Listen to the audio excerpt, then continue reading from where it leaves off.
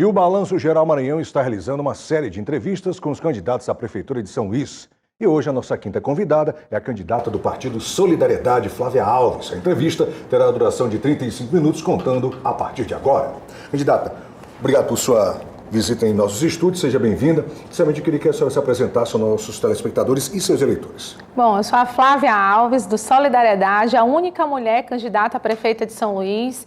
Estou nessa jornada para mudar os problemas históricos, para resolver esses problemas que parece que ficou na cabeça do povo de São Luís, que não tem solução, como a questão da saúde, da fila das marcações de consulta, a questão da falta de vagas na educação, especialmente a educação de tempo integral, para falar sobre o transporte público coletivo com coragem, para enfrentar essa questão. Então essa é a Flávia, uma mãe, mulher, esposa, advogada, pedagoga, que se preparou para estar hoje aqui nessa disputa. Certo, vamos então, são 6 temas, a gente sorteia 5 dentro do nosso tempo. E o primeiro tema sorteado é saúde. Candidata, a senhora falou agora há pouco, na sua fala inicial, sobre a questão das filas, que é um drama que o Ludovicense vive há muitos anos. Não é só da atual administração, que também continua com esse mesmo problema. A senhora sendo eleita prefeita de São Luís, como é que faz para resolver essa questão das filas intermináveis para quem procura saúde em São Luís? Bom, eu considero que o problema da fila de marcação de consultas é simplesmente fazer o básico bem feito. A minha proposta é fazer com que no primeiro atendimento, lá na unidade básica de saúde, o cidadão tenha esse atendimento para cuidar da sua dor daquele momento, realize exames básicos, marque sua consulta com o especialista e saia com um kit básico de remédios. Mas por que nunca fizeram isso? Eu vou te dizer que deve ser para criar obstáculo para a saúde. Porque a central de marcação de consultas é um espaço, um prédio físico, em que as pessoas vão lá marcar consulta. E um servidor público olha um sistema e vê onde tem vaga para aquele especialista. Por que isso não pode ser feito no primeiro atendimento na unidade básica de saúde? O que isso gera de grande suporte ou estrutura a mais para a saúde pública? Nada. É o servidor marcar a consulta. Para mim, quando você leva uma pessoa doente a uma central de marcação de consulta, você está criando um obstáculo para ela desistir ou fazer na rede privada.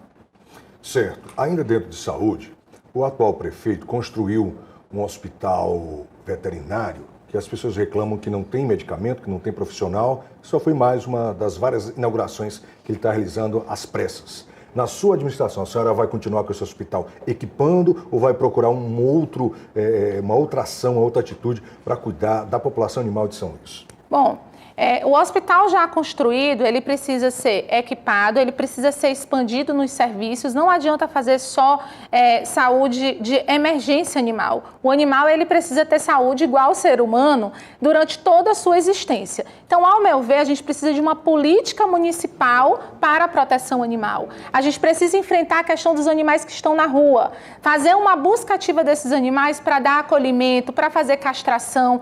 Então, o nosso projeto é um programa municipal de proteção dos animais. Fazer uma grande rede junto com ONGs, com pessoas que realmente trabalham no dia a dia para ver quais são os principais problemas. O hospital veterinário continua mais bem estruturado, mas a gente tem que fazer uma rede de proteção animal e não simplesmente um hospital veterinário.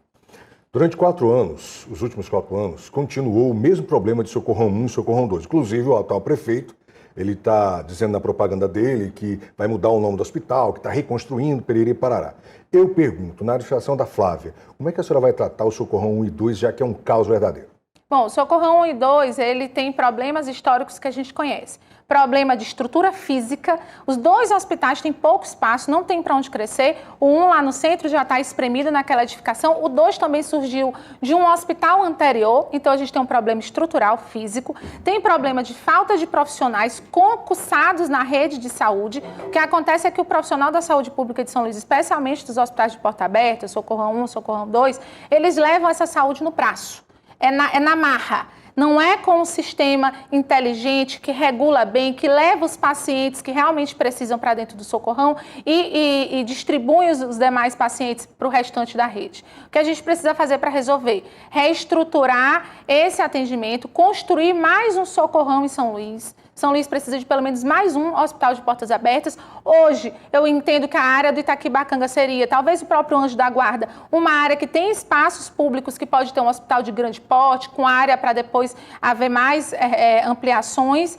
E, além disso, contratação de profissional e fazer novamente, o básico bem feito. Se a gente regular bem e levar para dentro desses hospitais quem realmente precisa desse atendimento de urgência e emergência e usar o restante da rede para atender os demais tratamentos, a rede funciona. É 1 bilhão e 100 milhões de recurso para a saúde pública de São Luís. Se bem aplicada, pode até a gente precisar de um tempo para regularizar todo esse sistema, mas no primeiro dia, se a gente fizer o básico bem feito lá na unidade básica, a gente desestressa o resto da rede. Dá para fazer. Não só na área de saúde, mas em outras áreas, a senhora pretende, caso seja eleita, fazer concursos públicos? Sem dúvida. A educação, por exemplo, a prefeitura já está condenada judicialmente a realizar a contratação de professores através de concurso público. As contratações temporárias, elas podem ser importantes no momento de crise, mas o professor e o profissional da saúde que trabalha em uma situação de instabilidade, sem saber até quando ele vai estar contratado, como ele vai fazer, por exemplo, o profissional da educação, um processo pedagógico que quer alcançar as competências do aluno, se ele nem sabe se no próximo semestre ele vai estar dando aula para essa turma ou não. É quase que impossível imaginar isso com professores contratados. Então, dentre os primeiros planos é cumprir exatamente a decisão judicial que diz que a rede pública de ensino precisa ser composta essencialmente de professores contratados. E é a mesma lógica para a saúde. Certo. Vamos então ao sorteio do próximo tema. E o próximo tema é turismo. Candidata, muita gente visita os Lençóis Maranhenses, desce ali no aeroporto internacional Hugo da Cunha Machado, vai direto para os Lençóis, esquece de São Luís, esquece de visitar a capital. A senhora sendo eleita, como é que a senhora pretende aí mudar esse cenário que entristece muita gente? Porque São Luís é muito linda, é cheia de pontos turísticos, tem um potencial turístico fantástico, mas que infelizmente acontece essa cultura. Venho de qualquer lugar do Brasil ou fora dele, desço no aeroporto e vou direto, sem nem conhecer São Luís. Como mudar isso? O primeiro passo é fazer com que São Luís seja conhecida nacional e internacionalmente. Se fala muito dos Lençóis Maranhenses, que de fato são uma maravilha, mas se esquece de divulgar a cidade de São Luís. Uma ilha como São Luís, com seu potencial natural, histórico, cultural, tinha que ser conhecida pelo mundo como não só a porta de entrada dos Lençóis, é a porta de entrada, é o lugar para você conhecer e também aos Lençóis Maranhenses. E como é que a gente estimula as pessoas a virem? Campanhas publicitárias explicando tudo isso que tem de bom em São Luís. Precisamos também trabalhar os centros turísticos. São Luís não tem exatamente um centro turístico. Então, no nosso projeto de governo está a construção de um centro. O que é isso? É um espaço para o turista, que mostra o nosso artesanato, a nossa culinária, que tenha serviços básicos de atendimento ao turista, numa região que seja também uma região mais turística. Isso tem em todas as capitais do Nordeste, parece que só São Luís que não pode ter. Outra coisa importantíssima é a gente cuidar do nosso saneamento básico. Não dá para a gente trazer turista para São Luís para tomar banho em águas impróprias para o banho. E isso é um cuidado que passa pelo turista e pela população de São Luís, que é quem de fato mais merece e precisa dessa qualidade. Tratar a questão do esgotamento sanitário para que a gente não passe vergonha com os turistas. Eu tenho recebido relatos de turistas que dizem: eu não vou ficar em São Luís, eu não posso tomar banho de mar numa cidade que está rodeada pela orla. Outro ponto turístico que a gente vai estimular também é o esporte turístico. É o turismo de esporte. São Luís tem um potencial para natação em águas abertas. São Luís tem a orla maravilhosa com a possibilidade de kitesurf, que é também reconhecida como um dos melhores lugares do Brasil para isso, mas ninguém sabe que tem isso aqui. Então, estimular as estruturas de esporte na orla também como uma forma de acrescentar o turismo. Ainda dentro do turismo, a senhora estava falando sobre essa questão da valorização. E com relação aos profissionais que fazem o turismo acontecer, a senhora pretende qualificá-los? Claro. Hoje, o sistema S, né, uma iniciativa que vem do poder privado, todas as instituições do Sistema S, elas têm inúmeros cursos para fomentar não só o empreendedorismo, a instalação de empresas, de lojas, de atividades de turismo, como também o treinamento de quem trata com o turista. É só a gente fazer um pacote que já está pronto, é Sebrae, é Sesc, é Senai, fazer o convênio com São Luís e priorizar essa mão de obra, uma mão de obra local. Imagina o que é o próprio cidadão de São Luís pronto para falar sobre a sua cidade. Isso já tem fórmula do bolo, é só realizar. Certo, então, vamos ao sorteio do próximo tema. E o próximo tema é economia.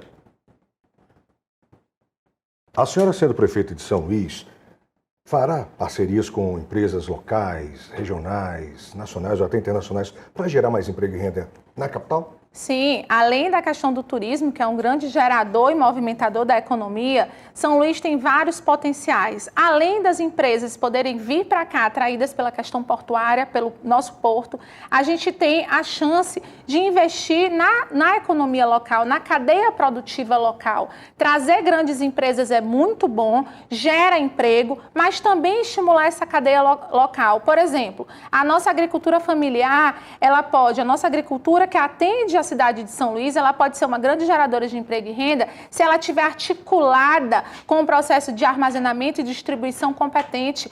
Pode tanto atender ao município, por exemplo, as escolas públicas, mas atender a cidade inteira e mandar os nossos produtos para o Brasil inteiro. Mas para isso precisa ter o estímulo da cadeia produtiva, treinamento. A gente tem as universidades aí, a UEMA, com grandes projetos de agronegócios em geral, e São Luís aproveita muito pouco. A cadeia pesqueira, com a nossa orla, a gente pode e vai fazer, estando prefeita de São Luís, uma cadeia em que a gente possa alcançar tanto realmente utilizar o nosso potencial pesqueiro, como armazenar, refrigerar e distribuir para o Brasil e para o mundo. É isso aí, tudo a gente ainda pode articular com a tão sonhada metropolização. Ou seja, se a gente colocar a cadeia produtiva de São Luís como um espaço de discussão da metropolização, a gente evolui emprego, renda e a qualidade de vida. Entendi.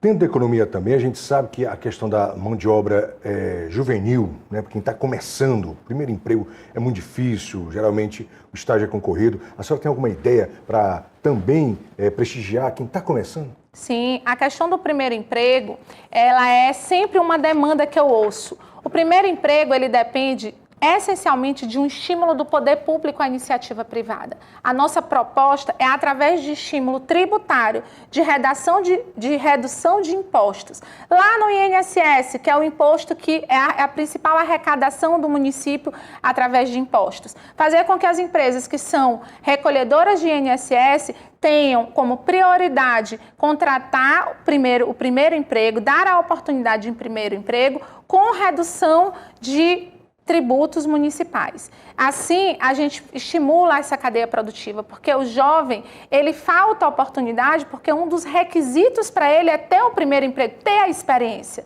Então, o Estado tem que ter a mão firme lá. Eu vou diminuir impostos em troca de vagas de primeiro emprego. E aí a gente vai estimulando essa cadeia produtiva.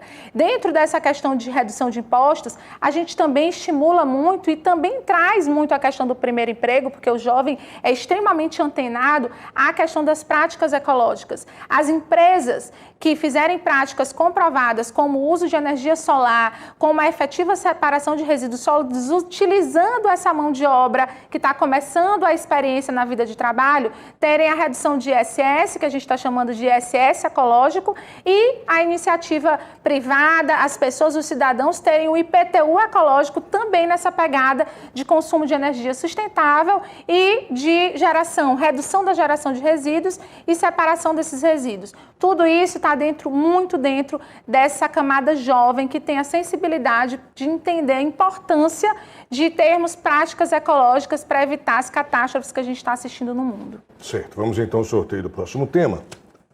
E o próximo tema é educação.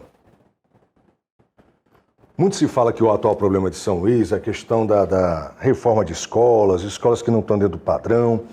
A senhora, como prefeito de São Luís, como é que pretende melhorar a questão da educação na capital?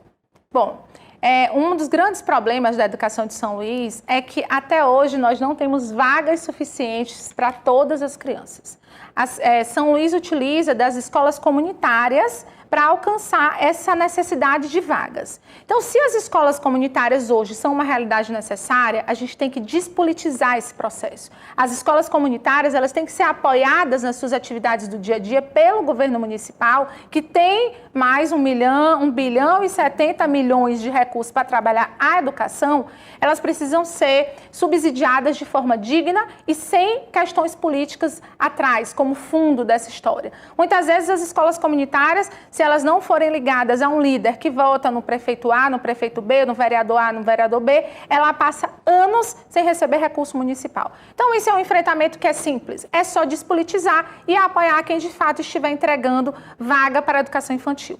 Mas a rede municipal de educação, ela precisa enxergar o período pedagógico e os objetivos pedagógicos. Não dá para ficar fazendo reforma de escola em abril, em maio do ano. Esse período a gente está finalizando o primeiro ciclo do período escolar. Então, esse ano de 2024, nós tivemos mais de 12 mil crianças fora da escola até abril.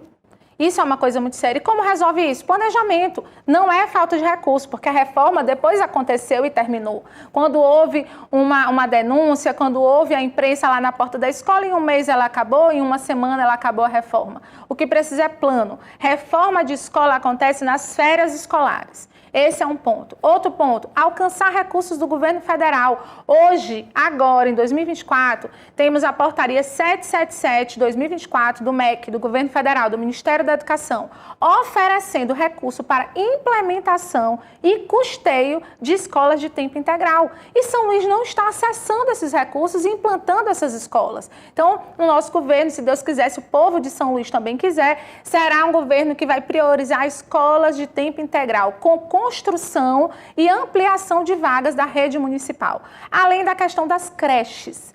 A creche, ela não está dentro do calendário formal da educação infantil, mas ela é essencial para a formação dessas crianças. A criança que sai da creche e chega na educação infantil, ela chega com desenvolvimento acima de 50% a mais que aquelas que não frequentaram a creche. Isso significa, além de desenvolvimento educacional, significa liberdade para as mulheres irem trabalhar. O que gera autonomia, o que diminui os casos de violência doméstica, porque quando a mulher vai trabalhar, ela tem liberdade para decidir se ela quer ficar ou não naquela condição onde ela está. Quando ela não tem emprego, quando ela não tem onde deixar seus filhos, ela não é mais livre e ela passa a sofrer todo tipo de violência, seja psicológica, seja financeira e até mesmo, no fim, o feminicídio que a gente tem assistido tanto. Então, a implantação de creches de tempo integral. E, de novo, tem recurso. A gente está devolvendo hoje recurso para o governo federal porque a gente não priorizou, não teve a sensibilidade de entender que creche não é só simplesmente uma etapa da educação, ela é uma etapa e ela é uma oportunidade para mães e famílias poderem trabalhar. E isso é prioridade no nosso plano de governo. A senhora estava falando por 2 vezes sobre a questão das verbas, né? 1 bilhão para isso, 1 bilhão para aquilo. Em resumo, não só na área de educação, nas outras áreas, o que acontece não é tão falta de verba, é má administração dessa verba? Seria isso? Eu diria que é priorização. Além de que a gente precisa planejar as estratégias de governo e gestão. Se eu tenho um plano em que eu sei que o ano escolar começa em janeiro, tem umas férias no mês de julho e umas férias no mês de dezembro, eu preciso construir grandes processos licitatórios, transparentes, que abarquem essas reformas e a estruturação da escola. Eu não preciso fazer chamamento, eu não preciso fazer contrato emergencial. Quando eu tenho esse planejamento de gestão, eu uso os recursos da forma mais transparente e econômica. Então, eu faço esse dinheiro render mais. Agora, quando eu faço chamamentos, contratos precários, contratos emergenciais, o que eu faço? Eu tenho que pagar o preço que me pedem naquela hora. E todo ano tem escola para reformar, todo ano tem Carnaval, São João, todo ano tem aniversário da cidade. Por que a gestão não pode ver isso? Tem tanta teoria, tem tanto, a universidade tem tanto para a iniciativa privada como para a pública, tantas formas de planejar, e por que essa fórmula não é colocada em prática? Ao meu ver, é falta de prioridade. Nós vivemos um mundo da internet, a conectividade. A gente sabe que aqui no Brasil a internet é ruim e cara. E na educação é fundamental essa conectividade. A senhora, sendo prefeita de São Luís, como é que vai dar acesso às escolas municipais à questão da internet, da conectividade com o alunado? Bom, no nosso plano de governo, a gente coloca lá a universalização das bibliotecas. E aí, o que a gente está falando de biblioteca? Biblioteca física, sim, porque os nossos estudantes hoje estão com pouco acesso aos livros físicos, mas bibliotecas virtuais com foco pedagógico. A escola ela tem que ter internet para a questão administrativa, para o serviço público funcionar, mas ela precisa ter uma internet localizada e bem planejada para aquele grupo que estuda naquela... Se é uma escola fundamental, aquele grupo que vai estar lá até os 13 anos de idade, antes de entrar no ensino médio, ele tem que ter internet focada, com todos os filtros necessários para que isso seja um aliado do processo pedagógico. E não um desvio de foco, um desvio de atenção. Então, a universalização de bibliotecas, ela é de biblioteca virtual, de biblioteca física, mas pensando no processo pedagógico, nas oportunidades que a internet traz, porque junto dessas oportunidades também vem muitas dificuldades e a gente precisa controlar isso para que a gente possa tirar da internet o melhor, principalmente para crianças, que é da competência do município. Entendi. Ainda dentro da educação, eu pergunto à senhora, a senhora falou sobre concursos, então sendo prefeita, vai ter concurso para a educação também? Vai ter concurso para a educação. Eu te diria que é um dos planos. Uma vez uma pessoa me perguntou, o teu sonho? O meu sonho era dobrar o número de professores contratados. O que a gente vai fazer entre o sonho e a realidade é cuidar da responsabilidade fiscal, obviamente, mas com a prioridade de cumprir a decisão judicial, até porque decisão judicial a gente cumpre. E a prefeitura precisa contratar os professores como no primeiro momento, é para o período pedagógico de 2025. Se a gente vai fazer concurso no primeiro semestre, no segundo semestre já precisa ter mais professores contratados através de concurso público. É a nossa promessa. Ainda na educação, a gente viu recentemente a questão da escola comunitária ser provedora de eventos culturais. A senhora, candidata, como é que a senhora vê isso? Uma escola comunitária que pega não sei quantos milhões para fazer festas. Como é que vai ser essa relação na sua administração, caso a senhora seja eleita, de escola comunitária promover grandes eventos culturais?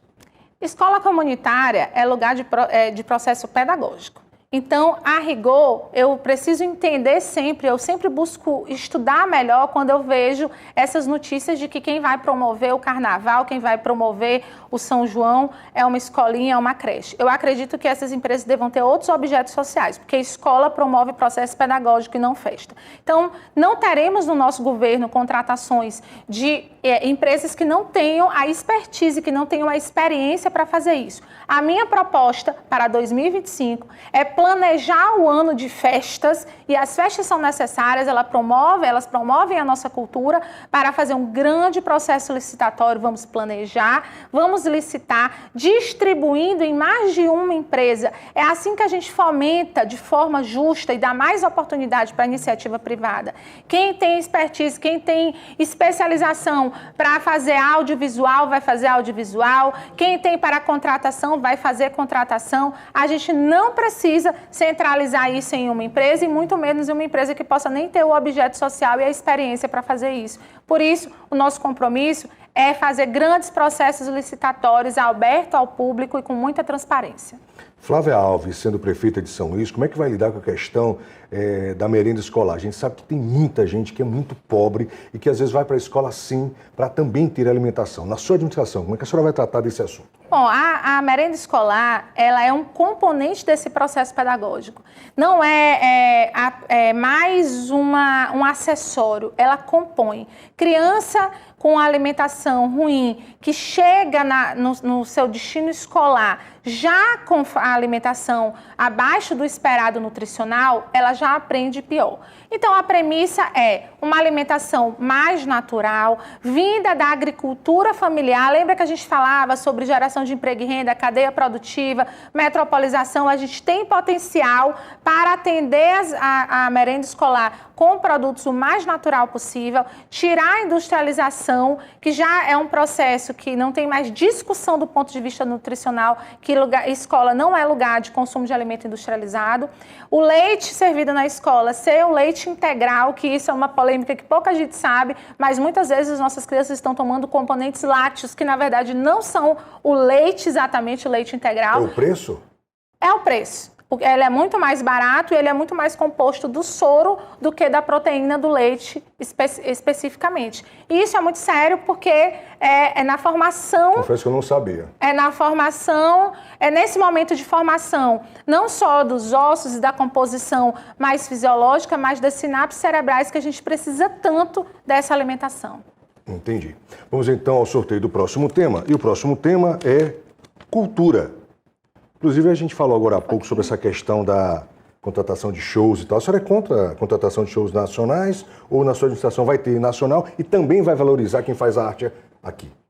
Eu sou contra a inversão dos valores. A gente produz uma cultura rica e a gente está privilegiando a cultura externa. Então, eu sou contra o cantor, o artista nacional e internacional receber antecipado e o artista local receber parcelado em 3 meses, até nem receber.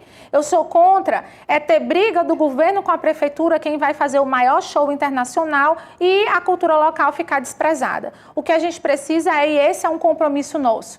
Primeiro, e principalmente da prefeitura, primeiro a gente contrata o artista local, paga integralmente o cachê dele antes da realização do evento. Eu não entendo por que essa diferença, essa discriminação. Por que o artista nacional, ele recebe integralmente, só abre o show, só entra no show se receber 100%. O artista local ele tem ali a condição de segurar e receber depois. É o contrário. A cultura local precisa sobreviver. E aí, de novo, a gente vai lá na iniciativa privada. A gente precisa estimular a iniciativa privada a patrocinar a cultura local. Se eu sou recolhedor de imposto local, de imposto do município, eu tenho que patrocinar a cultura local. Mas ninguém faz isso se não tiver contrapartidas. Então, no nosso programa de governo, a gente estimula o incentivo ao patrocínio da cultura local pelo recolhedor de ISS para mais uma vez, e a gente sabe que esse projeto funciona no âmbito estadual, e mais uma vez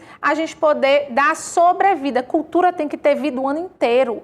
São João, Carnaval, tem todas as indumentárias, todos os ensaios para acontecer. E o que as pessoas fazem é viver pedindo, é viver entrelaçadas na coisa da política para que elas possam sobreviver e na época das festas ainda muitas vezes nem se apresentar. Então o nosso compromisso é priorizar a cultura local. E aí não vai ter show nacional, sabe o que eu acho que a gente devia fazer? Uma boa parceria entre a prefeitura e o governo. E a gente pode fazer festas, por exemplo, um dia do governo, um dia da prefeitura, a prefeitura contrata a cultura local, o governo contrata com suas parcerias a cultura mais de mídia, mais midiática, essa cultura nacional, e a gente faria festas que atrairia o turismo dentro do estado do Maranhão e estimularia emprego e renda na cidade.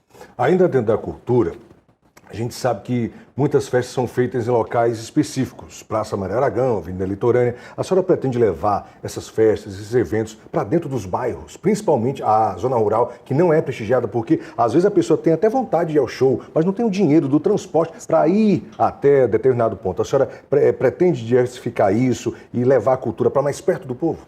Claro, a cultura, ela sai de dentro dos bairros. Tudo que se faz e se apresenta nessas áreas centrais, ela sai de dentro dos bairros. Cada bairro tem a sua manifestação, cada bairro tem a sua manifestação na época do São João, mas acontece que hoje se fazem grandes espetáculos centralizados. Por exemplo, no São João, tem um espetáculo, um espaço de shows ali no Calhau, onde toda a nossa cultura vai para lá. E as nossas praças, e as nossas quermesses na porta das igrejas, extremamente desestimuladas. Então, assim como o esporte, por exemplo, eu entendo que ele tenha que sair de dentro dos bairros. O desporto e o paradesporto comunitário, é ele que faz ter vida no esporte. Além da educação estar atrelada ao esporte, as pessoas também que já saíram da etapa escolar, elas têm direito ao esporte. A cultura é a mesma coisa. Ela sai de dentro dos bairros e ela tem que se manifestar ali dentro. Isso facilita a segurança pública, o transporte coletivo. Além do mais, esses espaços, eles são grandes geradores de emprego e renda.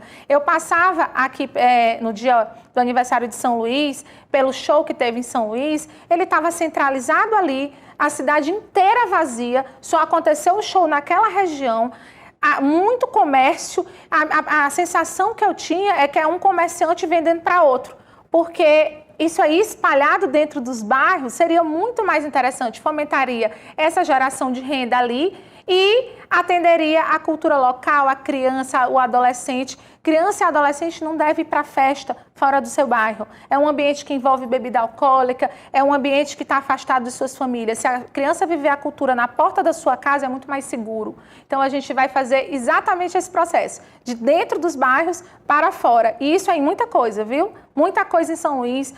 A pavimentação asfáltica, que acontece totalmente de fora das grandes avenidas para dentro dos bairros, não chega nas principais ruas. Outro dia, eu conversando com o seu João, lá na área Itaquibacanga, ele me disse o seguinte: Flávia, o asfalto passou na minha frente, mas não passou na minha casa. Eu só consegui ver o asfalto na rua principal da minha casa, eu tenho asma e fiquei sem o asfalto. Então, tem muita coisa que precisa mudar em São Luís nesse sentido. Bairros, região central. Ainda dentro da cultura, a gente sabe que cinema é algo caro, teatro é algo caro.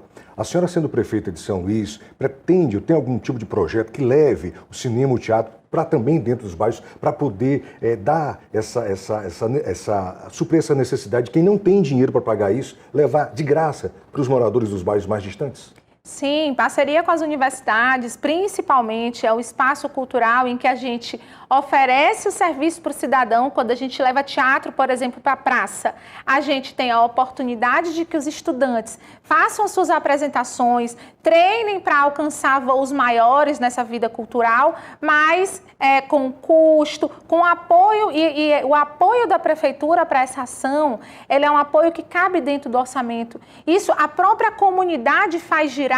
A gente só precisa muitas vezes levar uma estrutura de som, de TV, mas isso funciona com a própria comunidade, isso dá vida na comunidade, isso dá primeiras experiências para os estudantes, tanto da área de cinema como da área das artes em geral. São Luís não tem hoje um grande estímulo à cultura e os nossos poucos artistas que são destaques, eles estão indo embora, não ficam na nossa cidade. E se a gente fomentar isso dentro dos bairros, a gente vai ter a certeza que vai ter campo de atuação. Então, esse é um dos nossos projetos do bairro para a cidade.